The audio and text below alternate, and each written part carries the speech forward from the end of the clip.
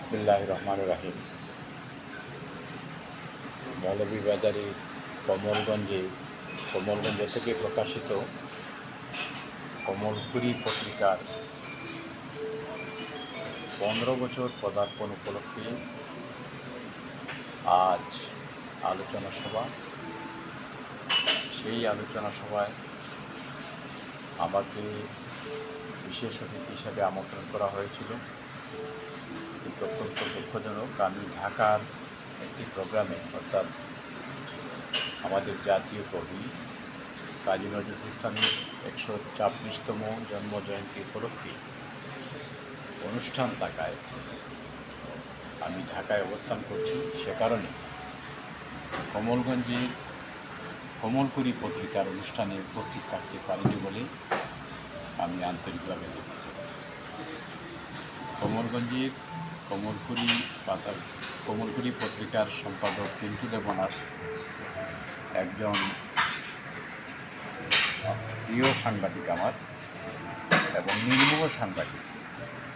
কমলগঞ্জের স্থানীয় বিষয়সহ বিভিন্ন জাতীয় ইস্যুতে ওনারা অবদান রাখছেন, পত্রিকা অবদান রাখছেন। আসলে নির্মোহ সাংবাদিকতার মাধ্যমে দেশ এবং সমাজকে এগিয়ে নিয়ে যাওয়া সম্ভব। আমেরিকার সাংবাদিকদের বা সংবাদপত্রের বা গণমাধ্যমের কড়া সমালোচক বিল মায়ার্সের একটি এখানে তিনি জানতেন, there is no important struggle for democracy than ensuring a diverse, independent and free media. Free press is the heart of the struggle. অর্থাৎ সংবাদপত্রের মাধ্যমে গণতন্ত্রের বিকাশ হয়। সংবাদপত্র যদি মুক্ত না থাকে, সংবাদপত্র যদি স্বাধীন না থাকে, গণমাধ্যম যদি স্বাধীন না থাকে, তাহলে দেশের গণতন্ত্র স্বাধীন থাকে না।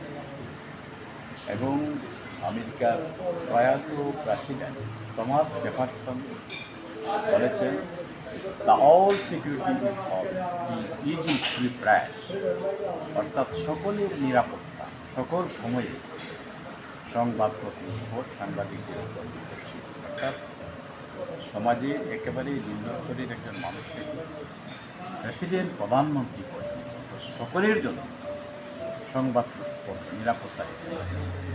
সুতরাং আমি আজকে এই অনুষ্ঠানে উপস্থিত থাকতে পারিনি, আন্তরিকভাবে দুঃখ প্রকাশ করছি আবারও। এবং সম্পাদক এবং প্রকাশক কমলগঞ্জের কমলপুরী পত্রিকা পিন্টু দেবনাথকে আমাকে আমন্ত্রণ জানানোর জন্য তাকে ধন্যবাদ জানাচ্ছি।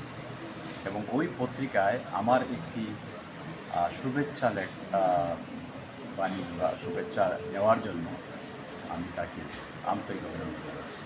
এবং আজকে সম্মানিত অতিথিসহ যারা উপস্থিত থাকবেন ওই অনুষ্ঠানে, আমি সকলকে আন্তরিকভাবে ধন্যবাদ জানাচ্ছি। ধন্যবাদ সকলকে।